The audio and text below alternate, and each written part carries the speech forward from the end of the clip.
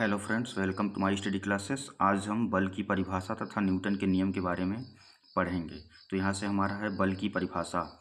बल की परिभाषा, definition of force. Definition of force, तो यहाँ से हो जाएगा उसका परिभाषा, वह कारण जो किसी वस्तु की स्थिर अवस्था, वह कारण जो किसी वस्तु की स्थिर अवस्था या गति की अवस्था को बदल देता है, या गति की अवस्था को बदल देता है, या बदलने का प्रयत्न करता है, या बदलने का प्रयत्न करता है, बल कहलाता है। बल कहलाता है। तो यहाँ से सूत्र हो जाएगा बल का, बल बराबर होता है द्रव्यमान गुणित त्वरण। बल बराबर द्रव्यमान गुणित त्वरण। यहाँ बल को हम F से प्रदर्शित करते हैं, बल को हम F से प्रदर्शित करते हैं। द्रव्यमान हो जाएगा स्मॉल m और त्वरण हो जाएगा स्मॉल g। तो यहाँ से सूत्र हो जाएगा F बराबर m g। F बराबर m g। एमकेएस पद्धति में इसका मात्रक जो होता है न्यूटन होता है। एमकेएस पद्धति में जो मात्रक होता है न्यूटन होता है। स्मॉल जी जो होता है गुरुत्वीय त्वरण होता है। स्मॉल जी जो होता है गुरुत्वीय त्वरण होता है। तो यहाँ से न्यूटन के गति के नियम, न्यूटन के गति के नियम। तो यहाँ से न्यूटन के गति में हमारा पहला नियम है गति का प्रथम नियम। इसको जड़त्व का नियम भी बोलते हैं, इसको जड़त्व का नियम भी बोलते हैं। तो यहाँ से हमारा पहला नियम हो जाएगा कि यदि कोई वस्तु विरामावस्था में है, यदि कोई वस्तु विरामावस्था में है तो वह तब तक विराम की अवस्था में ही रहेगी, वह तब तक विराम की अवस्था में ही रहेगी जब तक उस पर बाहरी बल लगाकर गतिशील न किया जाएगा, गतिशील नहीं किया जाएगा। और यदि कोई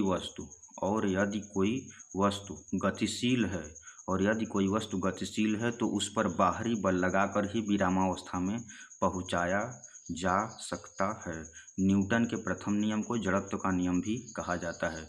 न्यूटन के प्रथम नियम को जड़त्व का नियम भी कहा जाता है। यहाँ से हमारा उदाहरण हो जाएगा, जैसे रुकी हुई गाड़ी के अचानक चलने पर उसमें बैठे यात्री पीछे की ओर क्या हो जाते हैं, झुक जाते हैं। उसमें क्या करते हैं, झुक जाते हैं। और दूसरा उदाहरण हो जाएगा, पेड़ को हिलाने से उसके फल, जब हम पेड़ को हिलाते हैं तो उसके फल टूटकर नीचे गिर जाते हैं। पेड़ को हिलाने से उसके फल टूटकर नीचे गिर जाते हैं। इसके दो उदाहरण हैं, न्यूटन के गति के प्रथम नियम के दो उदाहरण। नेक्स्ट है हमारा गति का द्वितीय नियम। गति का द्वितीय नियम, इसे संवेग का नियम भी कहते हैं, इसे संवेग का नियम भी कहते हैं। तो यहाँ से दूसरा नियम हो जाएगा, वस्तु के संवेग में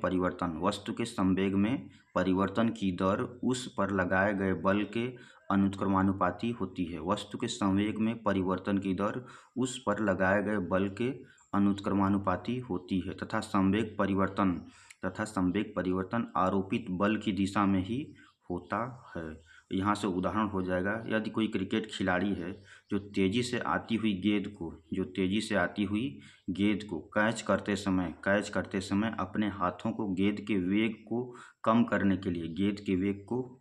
के लिए पीछे की ओर खींच लेता है ताकि उसको चोट न लगे। यहाँ से हमारा नेक्स्ट है गति का तीसरा नियम। इसे क्रिया प्रतिक्रिया का नियम भी कहते हैं। गति के तीसरे नियम को हम क्रिया प्रतिक्रिया का नियम भी कहते हैं। तो यहाँ से हो जाएगा, इस नियम के अनुसार प्रत्येक क्रिया के बराबर तथा विपरीत दिशा में प्रतिक्रिया होती है। इस नियम के अनुसार प्रत्येक क्रिया के बराबर तथा विपरीत दिशा में प्रतिक्रिया होती है। इस नियम को क्रिया प्रतिक्रिया का नियम भी कहा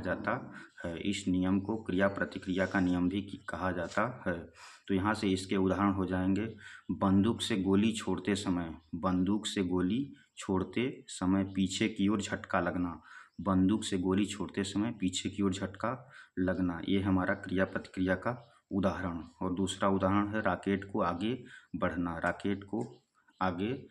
बढ़ना। यह है हमारे इम्पोर्टेंट नियम। ओके, धन्यवाद।